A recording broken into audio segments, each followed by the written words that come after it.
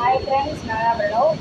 So நான் இன்னைக்கு வந்து ஸ்குவிட் கேம் பற்றி எக்ஸ்பிளைன் பண்ண போகிறேன். ஸ்குவிட் கேம்லேயே பார்ட் 1 பார்ட் 2 2 இருக்குது. இந்த வீடியோவில் பார்ட் 1 பற்றி ஸ்குவிட் கேம் பற்றி எக்ஸ்பிளைன் பண்ண போகிறேன். ஓகே, ஃபர்ஸ்ட்டு டி ஹாங் அப்படின்னு ஒரு கேரக்டர் இருக்கான். அவன் தான் அந்த மெயின் கேரக்டர் இந்த ஸ்குவிட் கேம் மொத்தத்துலேயே. அவன் ஃபஸ்ட்டு வந்து ஒரு வாழ்க்கை வாழ்ந்துட்டு இருக்கும் போது அவன் அம்மாவும் அவன்கிட்டையும் வந்து நிறைய டெப்ட் இருக்கும். டெப்ட்னா லோன்ஸ் சொல்கிறேன்.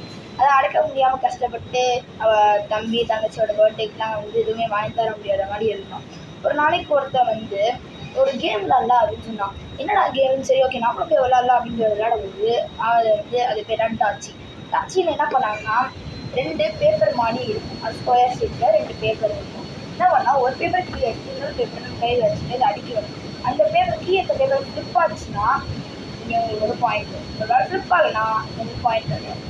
அந்த எக்ஸ்பர்ட் வந்து ஈஸியாக எல்லா பேப்பரையும் ஃப்ளிப் பண்ணான். அவன் என்ன கொடுத்தானா, அவன் என்ன சொன்னான்னா, ஒருவேளை நான் வின் பண்ணிட்டேன்னா நீங்கள் எனக்கு $1 million $1 lakh தரணும். ஒருவேளை நீங்கள் வின் பண்ணிங்கன்னா நான் உனக்கு $1 lakh தரேன் அப்படின்னு சொன்னான். அவனும் ஓகே நிறைய டெப்டில் இருக்கும், பண்ணிடலாம், நல்லா பண்ணுவோம் அப்படின்னு நினச்சிருக்கான். பார்த்தா ஃபஸ்ட்டோட அவன் வின் பண்ணிட்டான். ஏந்திர அவன் வந்து நம்மளுக்கு காசு வேணும், இப்போ நம்மளுக்கு காசு தரணும் அவனுக்கு அப்படின்னு சொல்கிறானே. இப்போ என்ன பண்ணுறதுன்னு ஒரு பயங்கரமான குழப்பத்தில் இருக்கும்போது தான் அவன் சொல்கிறான், பரவாயில்ல நீ $1 lakh தரலாம், நீ ஒரு அடி வாங்கினா போதும் அப்படின்னு சொல்கிறான். சரி ஓகே பரவாயில்ல, இது ஒரு நல்ல டீலாக இருக்குன்னு சொல்லிட்டு அடிக்கிறான் இப்படி 100 ரூபா அடிச்சிட்டான். பையன் ஒரு தடவை அவன் போட்டான் நீகம் உடனே இப்போ நான் அடிக்கிறேன் பாரு அப்படின்னு சொல்லுவோம். தடுத்துட்டாங்க. எதுக்கு? நான் தானே வின் பண்ணேன் அப்படிங்கிற காசு தானே. ஓகே நல்லா இருக்கு, இது நிறைய காசு தானே, நீங்களா காசு தராங்க ஓகே அப்படின்னு சொல்லும் போது அந்த எம்ப்ளாயி ஒரு கார்டு தரான். இதுதான் நாங்கள் 6 கேம் வைக்க போகிறோம், நிறைய ப்ரைஸ் பண்ணி வர போகுது, வின் பண்ணிங்கன்னா அவங்க காசு வரும், ஜாயின் பண்ணுறீங்களா கேட்குறான். அவனும் ஓகே நானும் வரேன் அப்படின்னு சொல்லிட்டு போகிறாங்க. மொத்தம் 6 கேம் அதில் என்னன்னா அந்த ஃப்ரண்ட் மேன் அப்படின்னு ஒருத்தர் இருக்கான். அவனோட தாத்தாவும் விளையாட வந்திருக்காரு. இவங்க விளையாடுற வந்து green players, green colour shirt போட்டு பிளேயர்ஸ் சொல்லுவாங்க.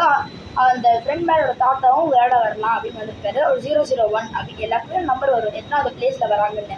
ஃபஸ்ட்டு அந்த ஃப்ரெண்ட் மேன் அப்பாயிண்ட் பண்ணுறவங்க தானே அவன் தாத்தா, அதனால ஃபஸ்ட்டு அவன் தெரியும் அவன் தாத்தா வரான். ஸோ நம்பர் 1 அவருக்கே தந்துட்டாரு. தந்தோடனே ஆனால் 6 கேமில் நீங்கள் ஏதாவது ஒரு கேமில் தோத்துட்டிங்கன்னா அவங்க எலிமினேட் பண்ணிடுவாங்க. எலிமினேட் நான் சுற்றுவதாக சாவடிச்சுடுவாங்க. அதுதான் அந்த எலிமினேஷனோட பேர். அவங்க ஆக்சுவலி தெரியாது அவங்களுக்கு, நம்ம வந்து நார்மலாக தானே இருக்கும், நம்ம வீட்டுக்கு போயிடுவாங்க தோத்தாதான் அப்படின்னு நினச்சிட்டு இருக்காங்க. ஆனால் அப்படி கிடையாது. தோத்துறாங்கன்னா செத்துருவாங்க, சுற்றுவாங்க. ஆனால் அந்த தாத்தாவை மட்டும் சுட மாட்டாங்க. ஏன்னா அவர் ஃப்ரெண்ட் மேனோட தாத்தா, அதனால அவரை மட்டும் சுடவே கூடாது அப்படின்னு வந்து அவர் எல்லாருக்கிட்டையும் வந்து சொல்லிடுவார். நீங்கள் வந்து இதை ப்ரூவ் பண்ணணும்னா நீங்கள் 2-3 விஷயத்தில் ப்ரூவ் பண்ணிட்டான். நான் காட்டுவேன் உங்களுக்கு. ஏன்னா ஃபஸ்ட்டு ரெட் லைட் க்ரீன் லைட்டில் வரும்போது எல்லா பிளேயர்ஸுக்கும் ஒரு பாக்ஸ் மாதிரி ஒன்று அந்த மிஷின்லேயே தெரியும். ஆனால் அந்த பாக்ஸ் வந்து அந்த தாத்தாக்கு மட்டும் காட்டாது. என்ன ப்ரூவ் பண்ணுதுன்னா அவர் ரெட் லைட்டுன்னு சொல்லவோ நகர்ந்தால் கூட அவர் சாக மாட்டார். அதுதான் இந்த உண்மை. ஆனால் அவர் ரெட் லைட் சொல்லும்போது நகர்ந்துட்டாருன்னா அப்போ சாக மாட்டாருன்னு நினச்சிருந்து எல்லாரும் அவன் பின்னாடியே போயிடுவான்காக அவர் பண்ண மாட்டார். அது மாதிரி எல்லா கேமையும் நியாயமாக தான் விளையாடுவார். ஆனால் ஒரு கேமில் அவர் தோற்றுருவார். ஒரு கார்டு சுற்றுவான் அவரை, ஆனால் அந்த சுடுறது காட்ட மாட்டாங்க. அந்த இடத்துல போய் பார்த்தா யாருமே இருக்க மாட்டாங்க, பிளட் ஷெட் எதுவுமே இருக்காது. ஸோ இது ப்ரூவ் பண்ணுது அந்த தாத்தா கன்ஃபார்மாக ஃப்ரெண்ட் மேனோட தாத்தா தான்.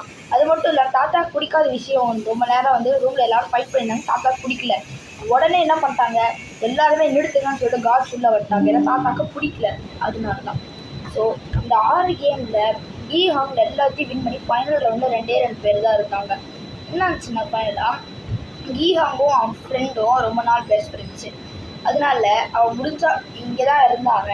டி ஹாங்கனா குத்தி அவனை கொலை பண்ணிட்டு அவனே மொத்த பணத்தையும் எடுத்துட்டு இருக்கலாம். ஆனால் அது போல் என்ன பண்ணலாம் வேணாம், நாங்கள் 2 பேரும் ஓட் பண்ணி இப்போ மெஜாரிட்டி ஆஃப் த ஓட்ஸ் தான். மெஜாரிட்டி ஆஃப் த ஓட்ஸ் வந்து நாங்கள் லீவ் பண்ணுறோன்னு சொன்னால் லீவ் பண்ணிடுவாங்க. ஒரு மெஜாரிட்டி ஆஃப் த ஓட்ஸ் விளையாடலாம்னு சொன்னாங்க, விளையாடுவாங்க. அவங்க ஏற்கனவே அவங்க அந்த டி ஹாங்கோட ஃப்ரெண்டுக்கு வந்து எப்படி சாகிறது வேணுமா இல்லை தப்பிக்கிறது வேணுமா, தப்பிக்கிறது தான் வேணும் அவனுக்கு. ஸோ லீவ் பண்ணலாம். 2 பேரும் சேர்ந்து ஓட் பண்ணிட்டாங்க. ஸோ ப்ரைஸ் வந்து 2 பேரும் பாதியாக ஸ்பிட் பண்ணிட்டு போயிட்டாங்க.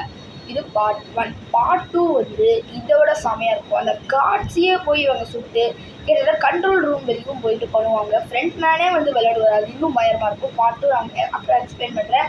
Bye guys.